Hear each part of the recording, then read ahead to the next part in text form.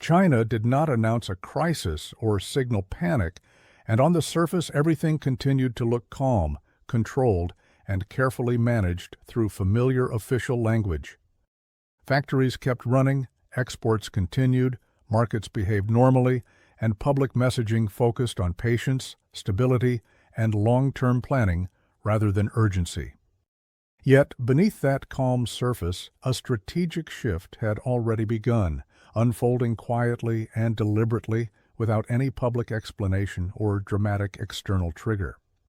Instead of continuing decades of outward expansion, China started pulling inward, slowly reducing exposure and tightening control over how capital moved across borders.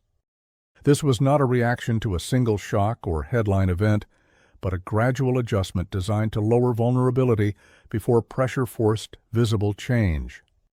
Trillions were not dumped or withdrawn suddenly, but repositioned step by step into structures meant to protect stability rather than maximize growth.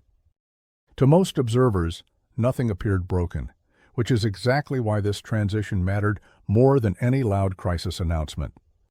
For years, China relied on a global environment that rewarded speed, scale, and constant expansion, even when risks quietly accumulated in the background. As long as trade flowed smoothly and capital remained mobile, exposure felt like a manageable cost of rapid growth and global integration.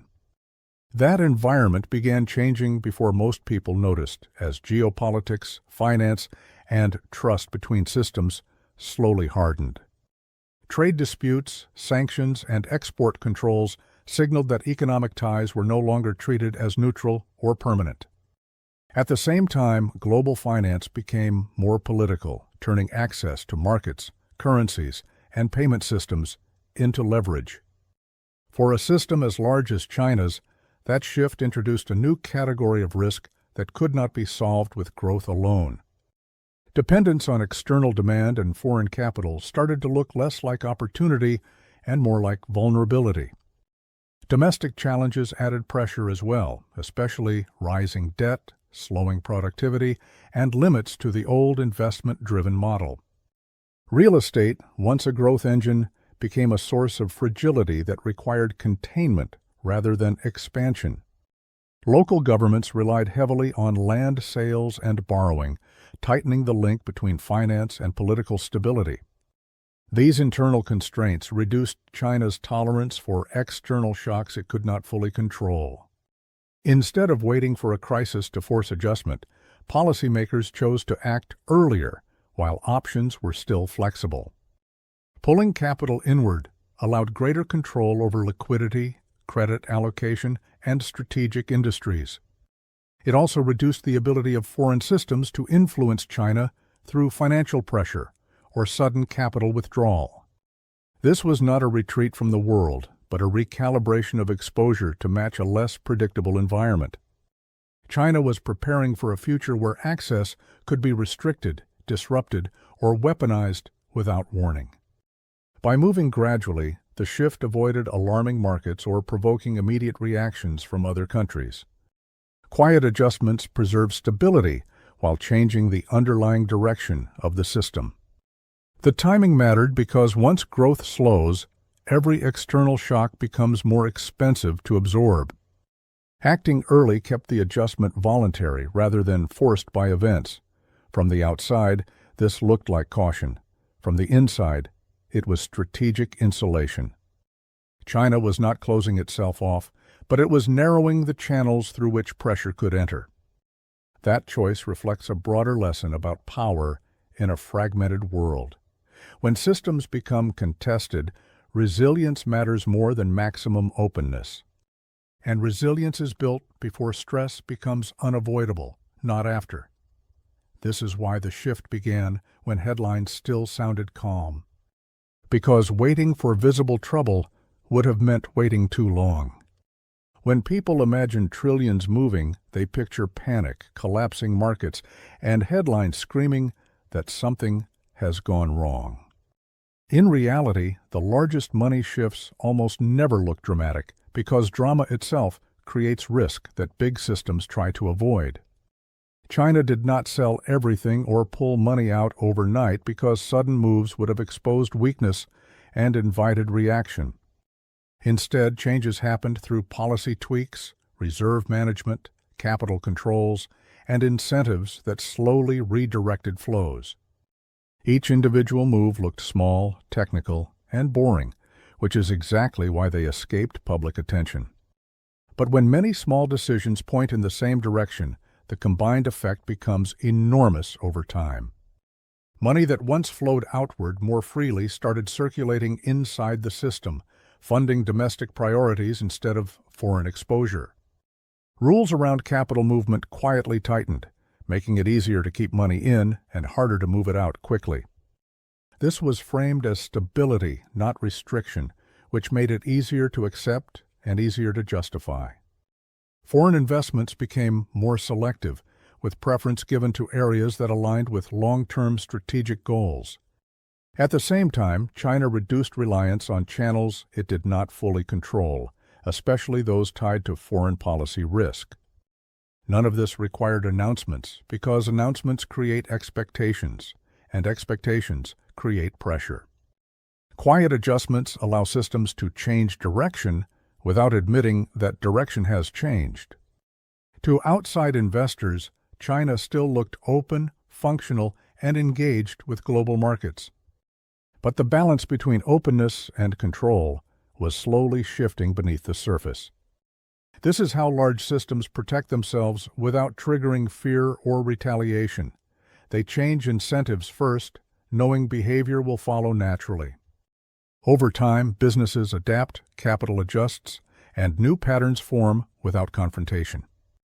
Most people only notice these shifts years later, when outcomes feel obvious in hindsight. By then, the quiet phase is already over, and the system is operating on new assumptions. That is why this story is easy to miss while it is happening. Nothing breaks, nothing collapses, and nothing feels urgent at first. But direction matters more than speed when you are dealing with trillions. Once money changes direction, reversing it becomes difficult and expensive. China understood this, which is why it focused on gradual control rather than sudden moves. The goal was not to shock the system, but to reshape it from the inside. This approach keeps stability on the surface while transforming the foundation underneath. And that is why the shift felt invisible to most people watching from the outside, because the most important changes rarely announce themselves. They simply become normal, one quiet adjustment at a time. At first glance, China pulling trillions inward can feel like a local decision, something that only affects its own economy and politics. But in a global system, money never moves in isolation, especially when it comes from one of the largest players in the world. For decades, China recycled capital outward through trade surpluses, foreign investments, and global supply chains. That outward flow helped support growth, liquidity, and stability far beyond China's borders, especially in developing and export-dependent economies. When that flow slows or changes direction, the effects ripple quietly across markets that relied on predictable Chinese demand. Countries that once counted on steady Chinese investment start facing tighter financing and tougher competition for capital. Global companies that built strategies around endless expansion suddenly have to adjust expectations and scale back plans. This does not cause an immediate shock, which is why it rarely becomes a headline or sparks urgent debate. Instead, it creates friction, delays, and missed opportunities that add up slowly over time. The global system feels slightly tighter, slightly slower, and slightly less forgiving than before. For investors, this means growth becomes harder to find and risk becomes more concentrated. For governments, it means financing development and infrastructure requires more effort and higher costs. For workers, it often shows up as fewer opportunities, slower wage growth, and increased uncertainty about the future. None of these effects point back clearly to China's decisions, which makes the connection easy to miss. But large systems depend on momentum, and when a major source of that momentum pulls back, everything adjusts. China's shift is not about isolation or retreat from the world. It is about prioritizing internal stability in a world that feels less predictable and more contested. That choice forces other systems to adapt, whether they want to or not. Some will respond by competing harder for capital and influence. Others will struggle quietly as funding becomes scarcer and margins shrink. This is how global balance changes without dramatic announcements or visible breaks. The system continues functioning, but the rules beneath it are different. Growth becomes more selective, risk becomes more expensive, and mistakes carry heavier consequences. Most people experience this as a general sense that things are not moving as easily as they used to. Opportunities still exist, but they require more effort, more planning, and more resilience. This is why China's quiet repositioning matters far beyond its borders. It is not a signal of collapse, but a sign that the era of easy global expansion is fading. And when that era ends, everyone feels it, even if they never hear the reason why. That is the hidden power of quiet financial shifts. They change the future without ever announcing themselves. Quiet financial shifts rarely feel important while they are happening, because nothing visibly breaks and daily life continues without obvious disruption. Markets still function, trade continues, and official numbers do not immediately reflect the deeper changes taking place underneath the surface. But once capital changes direction and new habits form, the system begins operating under different constraints than before. Growth that once felt automatic now requires deliberate effort, coordination, and confidence that is harder to sustain. For China, pulling trillions inward creates more control, but it also means carrying more responsibility inside the system. Domestic investment must replace external demand, and internal stability becomes more important than rapid expansion. That trade-off reduces flexibility because mistakes made at home can no longer be offset as easily by global growth. For the rest of the world, China's adjustment removes a powerful source of momentum that had supported many economies for years. When one of the largest engines slows its outward push, competition for capital, markets, and influence increases everywhere else. This competition is subtle at first, showing up in trade deals, investment incentives, and quiet policy changes. Over time, it becomes harder to ignore as financing tightens and growth expectations are revised downward. Countries and companies that adapted early feel pressure but remain functional and competitive. Those that relied on the old environment struggle more because their models assume conditions that no longer exist. This is how long transitions work, not through collapse, but through gradual narrowing of options. The danger is not that everything stops working, but that systems keep running while delivering less progress. People sense this as stagnation, even when technology improves and output continues to rise on paper. Expectations built during faster eras collide with slower realities, creating frustration without a clear cause. China's quiet shift contributes to this feeling, even though it is rarely mentioned directly. The global system is still connected, but it is less generous and more cautious than before. Capital moves with more conditions, more scrutiny, and less patience for uncertainty. Once that mindset takes hold, it becomes self-reinforcing and difficult to reverse. This is why the quiet phase matters more than any later crisis. By the time problems are obvious, the structure has already changed. China is not ending globalization, but it is adapting to a version of it that offers fewer guarantees. That adaptation signals a broader lesson about how power behaves in uncertain times. When systems sense risk they cannot control, they pull inward before they are forced to. And when enough systems do that at once, the world enters a slower, tighter phase. Not because anyone announced it, but because the incentives quietly shifted. That is what comes after the quiet phase, not collapse, but a different set of limits everyone has to learn to live with. History shows that large systems rarely change direction, because of one dramatic event that forces everyone to react at once. More often, they adjust quietly when leaders and institutions sense that old assumptions no longer guarantee safety or growth. China's behavior fits a pattern seen many times before when rising powers begin prioritizing control over expansion. At first, the shift feels technical and internal, framed as reform, efficiency, or modernization rather than retreat or fear. But underneath those words is the same calculation repeated across centuries of economic history. When dependence on external systems becomes risky, money is the first thing that gets pulled back inside. This happened with empires that relied on trade routes, foreign financing, or external demand they could not control. As long as conditions were friendly, openness delivered growth and influence with few visible downsides. Once conditions changed, that same openness turned into exposure that could be used as leverage. The response was rarely loud or ideological, because loud moves invite resistance and accelerate conflict. Instead, adjustments were made through rules, incentives, and slow changes in how capital was allowed to move. To people living through those periods, life often felt normal, but slightly harder than before.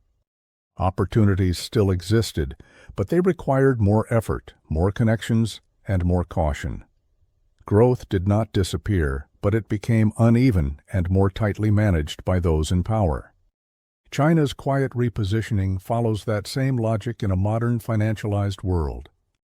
It is not about predicting disaster, but about avoiding dependency in an environment that feels less trustworthy. That instinct appears whenever systems become large enough that mistakes carry systemic consequences.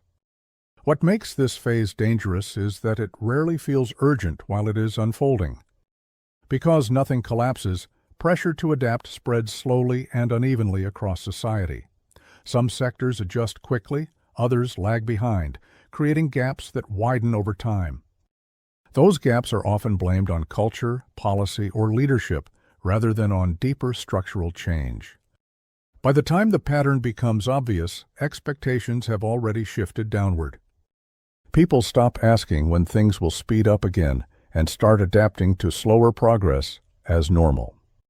That acceptance marks the end of one era and the quiet beginning of another. China is not alone in moving this way, even if it is one of the clearest examples. Other systems are watching, learning, and making similar calculations in their own way. This is how global transitions happen without declarations or turning points. They emerge from repeated decisions made to reduce risk rather than maximize opportunity. Over time, those decisions reshape what growth, stability, and power actually look like. That is why this story matters beyond China itself. It explains why the world can feel stuck even when technology advances and wealth still exists. Because the rules governing money and risk have already changed. And once those rules shift, going back is rarely an option. When systems quietly change how they treat risk and capital, the future rarely breaks suddenly, but it almost always feels different. Life continues, markets function, and headlines move on, yet progress feels slower and mistakes become harder to recover from. China's shift is not a prediction of collapse, but a signal that confidence is being rationed more carefully than before. When large systems start planning around limits instead of expansion, growth stops being assumed and starts being negotiated. That changes how governments plan, how businesses invest, and how workers think about opportunity and security. Easy wins disappear first, followed by projects that only made sense in a world of cheap money and constant demand. What remains is a system that still works, but demands more discipline, patience, and tolerance for slower results. This is uncomfortable because expectations were shaped during faster, more generous periods of global growth. People feel the gap between what they were promised and what now seems possible, even if no crisis explains it. China's behavior reflects a broader adjustment already spreading across the global economy. More systems are choosing resilience over speed and control over openness, even if they never say it directly. That choice reduces risk, but it also reduces momentum, which is why progress feels heavier and more constrained. The most dangerous mistake is assuming this is temporary and that the old rules will return on their own. History suggests they rarely do once capital and incentives have adjusted to a new reality. Instead, societies adapt slowly, recalibrating expectations to fit tighter limits and fewer guarantees. Those that recognize the shift early tend to navigate it better than those waiting for things to go back. This is why quiet moves matter more than loud crises. They reshape the future before anyone agrees that change is happening. China's repositioning is one example of that process, not the end of it. It shows how power behaves when uncertainty rises and trust becomes conditional, not with panic, not with collapse, but with preparation. And once preparation replaces confidence, the world enters a different phase, one that feels stable on the surface, but fundamentally less forgiving underneath. That is the phase we are moving into now, not announced, not debated, but already underway. One reason shifts like this are misunderstood is that people expect change to arrive loudly, with crisis, fear, and obvious breaking points. When nothing collapses and daily life continues, the instinct is to assume the system is fine and will eventually return to normal. But systems rarely return to previous states once capital and incentives adjust in a new direction. China's quiet repositioning is easy to dismiss because it does not look like failure or retreat on the surface. Factories still operate, trade continues, and official growth targets still exist, which creates a sense of continuity. Yet, underneath that continuity, the purpose of the system has changed from expansion to protection. Growth is no longer the primary objective, but a constraint that must fit inside stability and control. That shift is subtle, but it alters how decisions are made at every level, from policy to investment to employment. The danger is not that people panic too early, but that they notice too late. By the time outcomes become obvious, options are narrower, and adaptation becomes harder and more costly. History shows that the most damaging phase is not collapse, but the period when expectations no longer match reality. People keep planning for a world that has already started operating under different rules. China's behavior reflects an understanding of this mismatch and an attempt to manage it internally. Rather than allowing external pressure to force sudden change, the system absorbs adjustment gradually. That makes the transition smoother, but also harder for outsiders to recognize in real time. Other systems watching this process may draw the wrong lesson by focusing only on surface stability. They may assume nothing important is happening because nothing dramatic is visible. But drama is not required for long-term consequences to take shape. Quiet shifts in capital allocation often matter more than loud political events. They determine which paths remain open and which quietly close without announcement. This is why the current moment feels confusing rather than alarming. Signals exist, but they do not point in one obvious direction unless you know where to look. China is not signaling confidence or weakness in a simple way. It is signaling caution in a world where trust is no longer guaranteed. That signal matters because it influences how others behave, even if they never acknowledge it publicly. When one major system prepares for constraint, others eventually follow, not out of fear, but out of necessity.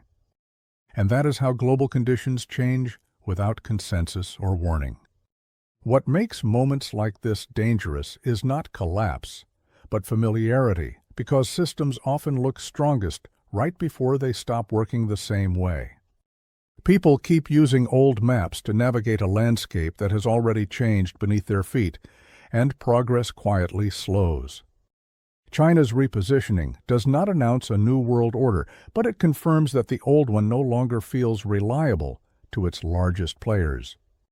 When growth becomes conditional and trust becomes selective, The rules that once rewarded speed and scale begin to punish them instead. This does not lead to immediate disaster, but it reshapes incentives toward caution, control, and smaller margins for error. Over time, societies adapt by lowering expectations, narrowing ambition, and calling stability a success instead of growth. That adaptation feels reasonable in the moment, but it often costs decades of potential progress.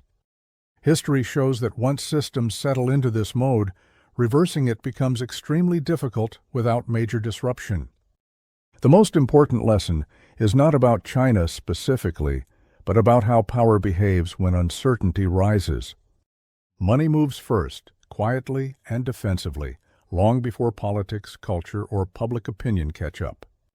By the time change becomes obvious, the decisions that mattered most have already been made. That is why understanding these quiet phases matters more than reacting to loud crises. They shape the future while everyone is still debating the present, and once the transition is complete, the world adjusts to limits it never voted on. Not because anyone chose them openly, but because the system quietly did. That is how eras end in modern history. Not with collapse, but with a shift that feels normal until you realize how much has changed.